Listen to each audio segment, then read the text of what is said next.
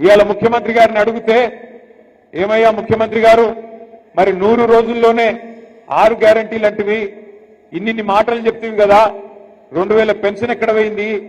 15,000 రైతు భరోసా ఎక్కడ పోయింది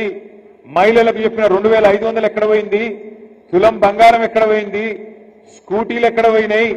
విద్యా భరోసా కార్డులు ఎక్కడ పోయినాయి ఇక నువ్వు చెప్పిన మిగతా డిక్లరేషన్లు హామీలు ఎక్కడ పోయినాయి ముఖ్యమంత్రి గారు అంటే ఆయన చెప్తున్నాడు నిన్నగాక మొన్న ఆదిలాబాద్ లో ఒక ముఖ్యమంత్రి నోట్లకెళ్ళి మాట్లాడకూడని మాట ఏమంటాడు ఎంత కండలు తిరిగిన వస్తాదైనా ఎంత కండలు తిరిగిన పహల్వానైనా 3 నెలల పిల్లలు ఉట్టియలేడు కదా అంటాడు ముఖ్యమంత్రి గారు